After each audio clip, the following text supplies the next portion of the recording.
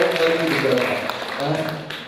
so thank you very much for having me here today. Also, thank you to Devico for putting on an amazing event, and thank you to you all for coming, all of our wonderful speakers, and of course the sponsors who helped make today possible. I want to talk, and also thank you to the translation team who are going to make it possible for me to take part today. I want to talk a little bit about strategy, because developer relations is a field that is growing rapidly around the world. And when something new starts to grow very quickly, sometimes it's possible to lose the essence of what makes it important. And we end up seeing situations where companies build a developer relations function, but they go in too strong. They don't sit back and think about what they're trying to achieve. Instead, they end up looking what other people have done and copying that. What we would call in English cargo culting, which is a phrase which probably would take too long to explain in the background, so sorry. Anyway, so I want to talk about some of the fundamentals of strategy for developer relations. I don't think I'm going to teach you anything new. That's one important point. This is basic business and marketing strategy. But let's have a look anyway. There's some things that are tailored for developer relations. So before we go into that, I know that I got a great introduction, but I'll just quickly tell you a little bit about me. I've been doing developer relations for probably 10 or 11 years, although it wasn't called that back then. So I've been building developer communities, that kind of thing. I've worked for a variety of companies, and now for the past couple of years, I've been running Hoopy, which does a similar job to Devico in that we help other companies to reach developers. And also, as has been mentioned, I've been doing Revell with the help of lots of other people in London, San Francisco, and now amazingly we're here in Beijing, and July will be in Tokyo. Okay. So, developer relations. We have spoken a little bit about what it is today already, but I very quickly would like to cover some of the basics. So, this is a picture of what I imagine a marketing person to look like. Not someone you might trust, yeah? Someone who is trying to get one over on you, someone trying to sell you something. And this is a developer. Now, between the two of them, they both have conflicting aims of what they want to get done. A marketing person wants to increase sales, wants to get the numbers up, wants to have more leads, wants to have greater return on investment. A developer wants to build something, wants to make things. A marketing person deals in stories, in emotions and feelings. A developer cares whether it runs or not. Does it pass the test suite? Is it all green? And so they have very different approaches to the world. And yet, in selling products to developers, we can't abandon marketing, we can't abandon sales. Instead, we need to tailor it to the culture and the requirements of the developer. So this is Brandon West. He is the VP of Developer Relations at Kickbox. And he defines developer relations as being all about code, community, and content. And then there's this other guy, Phil, who you'll hear from later, who works at Exmo, and he says the basics, the process of going from awareness through to people contributing to your product, and he'll go into full detail about that later. For me, I think it's a specialized form of marketing aimed at software developers. Now that's a very high level way of describing it, but developer relations includes so many things, and I've actually come to change my opinion on developer relations, and I used to think it was something that needed to be kept away from marketing, but actually I think we can learn from marketing, and we can tailor what we're doing as a specialized form of marketing. This guy is Tim Falls, and Jack mentioned what I'm about to say. He said that a handshake is worth more than a click. Now, The reason that I've included this here is because I want to emphasize the relations part here. See, marketing traditionally, I think, is about telling people a story that gets them to believe something you want them to believe. Whereas with developer tools and products, you are asking that developer to bet their career on the tool that you're trying to sell or even give away. And so if you want someone to build their infrastructure on top of your tool, and you tell them that it's going to work faster, it's going to make their their boss happy, it's going to make things on their website render quicker, or whatever it might be, then they have to trust you in order to believe that. So the relationships part is really crucial here. So a handshake, making that relationship with someone is worth more than just getting them to sign up to your newsletter or whatever it might be. And also, developer relations takes three forms, I think. There's a phase of outreach where you go and find the developers, where you tell them about the product that you have. There's onboarding, where you need to make sure that things like your API design is correct, where your documentation must be correct, where the whole experience of getting started with your product must be really smooth, really seamless. And then community. So we don't do community because it makes us feel warm and makes us feel loved. I mean, that's good as well. But we do it because it turns our product into a sustainable product. It turns it into something where developers will endorse it for you. They will support each other. And you can then amplify your work through that developer community. Okay. So, creating our strategy. Now, strategy is something that's kind of, it's at the heart of everything we do, but it's kind of hard to get right. I think there are three phases to developing our developer relations strategy. The first one is we need to know where we are. We have to understand what the situation is when we begin. Then we need to decide our approach, and then build our program of action. And this is my friend Stuart speaking at a developer meetup. He's talking about a database software. And I put that photo in there because that's one of the actions that you might decide to go ahead with, is running developer meetups. Okay, so understanding where we are. To me, this phase is all about two things. The product that you have and what the competition is doing. So in terms of knowing where we are, I thought it would be easy to create a pretend piece of software. And I've created something called Querio. And this is a SQL query tool for Hadoop. It doesn't really matter what it is, but it's going to help us to think about the task of creating our strategy. So let's imagine that Querio is really good at querying very large data sets held in Hadoop. It's got excellent SQL coverage. It does real-time queries, so it'll give you a response straight away. And it's created by a small independent vendor. So that's what we know about our product. The competition. So the competition are Hive, Spark SQL, and Cloudera's Impala in this particular product. How does that impact us? Let's take a look at one of these, Hive.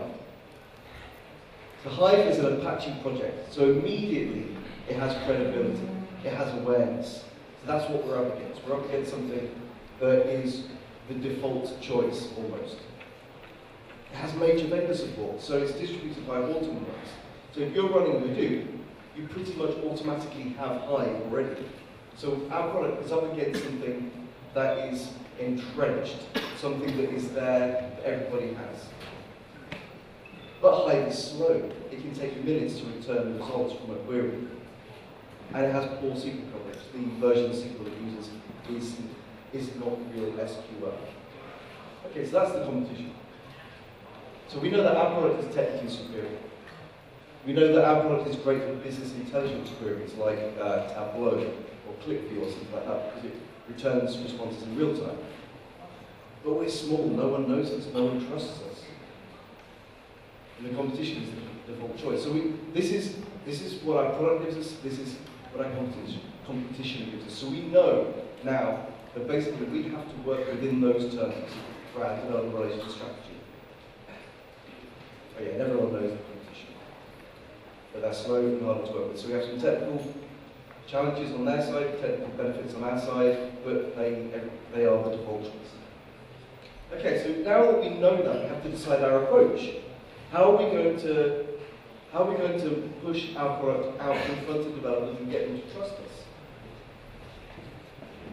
So the first question we have is, who are we going to target? So there's a whole world out there. We don't have the resources to target everyone. I'd say about 75% of strategy is deciding what to say no to, deciding what not to do. And that's the real key to getting good strategy, is being brave enough to say, we are not going to do all these things that sound really good, because we don't have the time, we don't have the money. So we need to decide who we're going to target. And then we need to try and work out why they should care. What is it that we're going to do for them? So how do you divide the world of developers up into different groups? Well, this again is a fairly traditional marketing exercise. We're going to do a segmentation exercise. And we can create these segments, these different groups of developers, by asking questions about. There are technical questions. There are technical things that will drive people to and away from our product. Developer products, what are the individual motivations of the developer when they're looking at our product? Organization, what does the company want to do that might be aligned with our product? And then what's happening in the broader market? So how do we answer these questions? How do we know what the answers to these things are? Well, we ask more questions. So what we need to do is we need to ask seed questions. So it will vary from product to product. You will start to think about the things that matter. And you ask yourself questions. You ask your colleagues questions. So in terms of our tool, the Drupal tool, we might say, well, does our product only make sense at a certain scale? That will change who we target. If it only makes sense for people who have a terabyte or more of data, then we only target developers working with that size of data set. If it only works for Java developers, then we're not going to go and target PHP developers. So you see what I mean? There's some fairly basic questions that we can ask ourselves, then feed into the drivers to and away from our product. Then developer drivers, what does this mean to the individual? How much commitment does it take to learn our product? So if our product has no documentation, you can only learn it by reading the source code, and you have to spend every night until 3 AM for a couple of weeks to learn it, then there's only going to be a very small number of developers who will take that effort. They might then lead a surge of other people who will learn it, because they might create some documentation and so on. But really, knowing the maturity of your product and so on, and how committed a developer needs to be, will inform, again, who you target. Organization, so what sorts of company can afford our product? You know, if it costs $5,000 per install or $50,000 per install, that will change greatly who you start to target. Who has a need? What companies have a need that actually aligns with what our product does? And then finally, what's happening in the market? What does the competition look like? Well, we've already had a look at that in our example case. But what more broadly is happening? What industry trends are happening that could hurt or help our product? Are there locations that are more suited to our products? So, for example, do we, as a company, do we have a sales team in certain locations? Do we have developer relations people in certain locations? If that's the case, then it might be that it's more efficient for us to focus on the developer communities in those areas. So once we've asked all those questions about our product, then we can start to build up an idea of the different groups of developers that we could target. And then we decide which ones we are going to target. And then to do that, we ask more questions. So this is really all about asking ourselves questions. And so in choosing the developer communities that we want to target, we need to say, is this group relevant to our business? Can they do something useful with our product? Is that group large enough? There might be a group of people who really, really have an amazingly well-aligned use case for our product, but there might only be 3 of them in the world, in which case, let's not waste our time. can we make enough money from this group? Now, the developer relations isn't all about making money clear. It's about building something worthwhile. But at the end of the day, the vast majority of organizations doing developer relations are ultimately selling their product. So it's perhaps not worth targeting a group of developers if, perhaps if you have a product that is very, very expensive, maybe you don't want to aim it at students, for example. Or if you have something, so if there's some group that can't afford your product, then unless there's another benefit, you maybe don't want to target them. And that, it might be worth targeting a group who have no money, but actually talk a lot and could spread the word for your product. And then the last one is, do we have the means to reach this group? What that means is we have the people and the money to reach this group. There might be one group that seems to be perfect, but you would have to spend a great deal of money reaching them because they're very spread out across the world, or perhaps they only really think that they need another particular product. And so, you have to ask yourself, can we afford to reach these people, and would there be a good enough return on investment? So once we know how to target, then we can define our guiding approach. So our guiding approach is effectively what many of us would think of as strategy. This is the big picture. This is the thing that you would tell your board. This is the thing you would tell your CEO. You go and say, we are going to do these things. So in the case of our pretend tool for Hadoop, we might say, well, we're going to target big data developers working in larger companies who will struggle to serve business intelligence queries using existing SQL query tools. And for your product, it'll be something entirely different. But what's interesting about this is that it's very focused in one way, in that we're not saying we're going to target startups and enterprise and this and that. We are being very, very focused on what we're going to do. We have a limited budget, we have limited resources. And even if you are massive, even if you're Huawei, you still need to limit what you do in order to be, in order to be responsible with your budget. So in this case, we're deciding that we're going to target a certain type of developer who has a certain type of problem. And so this is the big picture. This is the guiding sentence of what our developer relations strategy will be. And then from there, you can start to do things like setting goals. Sorry for the terrible joke. So you set your objectives. And this is where we get to the really important part. Everything you do in developer relations, I believe, should be measurable. And you should be able to say, what we did here cost us this much money, and it gave us this return. Now, the return may not be financial. It might be an investment in community. It might be an investment in spreading the word and spreading goodwill. It doesn't have to be a financial return. You have to be able to go back to your CEO and say, I spent all your money, and I got these things back. You can't, there's too much in developer relations of people taking money, flying around the world, doing fun things, and then coming back with nothing to show for us, except for some fun pictures and make some new friends on WeChat. So, you have to be able to say, you have to be able to have measurable objectives that mostly demonstrate what you've been doing and how you spend money. That could be something like, how many downloads are converted to paying customers, and how much did it cost us for each dollar? So, it might be that you have an event strategy, and you can say that at each event, we spent maybe $200 to get a paying customer. And, you basically for each product, each activity will differ.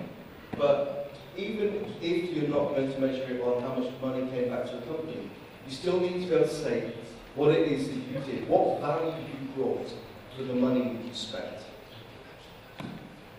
Okay, so once we have an idea of where we are, once we have an idea of what we're hoping to achieve, then we need to create a plan of action. Now this is a fairly traditional marketing mix. The marketing mix of product, price, promotion, and place. And I think that in developer relations, or developer marketing, if you want to goes slightly the other way. We have something similar, the developer relations mix. So, you could add or take away things from this table, but to me, there's in-person advocacy, so going to events, going to meetups, standing behind a booth and telling people your API is really amazing. Content, blog posts, videos, and things like that. Community. Now, community is underserved by this small box here, because this is a huge amount of work that you can't underestimate. But this is creating a community process that makes it possible for people to get something back for themselves from participating in your community. What are they going to earn? Probably not money, but they're going to earn some kind of standing. They're going to feel like they've achieved something by being in the community. And it takes a really skilled set of people to create a community that is worthwhile at the time of the developers who are putting their lives into your community. And then developer experience is something which I believe is very strongly related with developer relations. This is where we come away from the marketing side. But this is all about making sure that when developers use your product, they have a really great experience, because there are so many competitors out there. The competition is strong. And if they aren't strong yet, they will be in a year's time. And so you need to make sure your API or your library or whatever way of accessing your product is really smooth, is really, as the Americans say, delightful to work with. And then it goes into documentation development, which we'll be speaking about later. But yeah, so that's a really important part, so we mustn't forget. Okay, so content, code, events, pre-sale support. So the first three are fairly obvious, but particularly in a small company, you might get involved in actually going on sales calls and helping to provide technical assistance to the sales team in selling the product. That doesn't feel like developer relations all the time, but don't forget that at the heart of everything we're doing in most organizations is that ultimately we're trying to spend some money to make more money. So even though we might not like being involved in the sales process all the time, it's actually an important possibility of what we're doing. Community support, so this is going on Stack Overflow, this is answering questions, and this isn't just mean going and answering only questions about your product. It means going out and spreading your credibility. So if you go on Stack Overflow and answer questions that are about other people's products maybe, or maybe open source products that are related to yours, then actually you're not helping the competition. Instead, you're spreading the idea that you are a credible source of technical information, you can be trusted by developers, and you're not trying to sell them something. Maybe ultimately you are, but you're doing it in a nice way.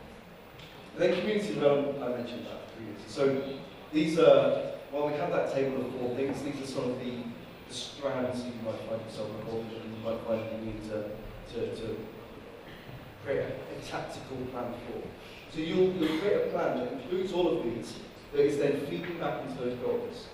So for our pretend Hadoop tool, we might say, well, because we have small amount of money, we're going to really focus on developer targeted content. We're going to write amazing blog posts about the Hadoop ecosystem. And we're going to hope that those get shared on things like Happy News and so on, so that we can then spread word about brand, but also about technical credibility. And we might say, well, there are some events where we can't avoid being, we have to go to. So we'll go to very specific events where we can afford to be there, and where the return makes sense. And also, because our competition is very credible, very well known, we're going to have a plan where we gain credibility through third-party rules. So we'll get our customers, we'll get other developers to write about what they're doing with our products, to go to conferences and talk about it, so that then their word about our products is perhaps more credible than our own. Yes, it's really important as well to think about the time frame. So each company will have its own rhythm. If your company is sales led, then maybe it's quarters. You might think in terms of what you're going to achieve each quarter. If you have an engineering-led company, then you might be thinking in release cycles. But whatever the company is and whatever rhythm it has, then you need to be able to develop a relational strategy so it feeds into that, so that you can report back in the same way that your colleagues are. Oh, and that's it. So thank you very much. I've really enjoyed speaking to you. If you have any questions, then I'll be delighted to talk afterwards or maybe now. But if not, then, oh, there you go. So that's me. You can find me at poopy.io or Matthew Revell on Twitter, and I'll be here all day. Thank you very much.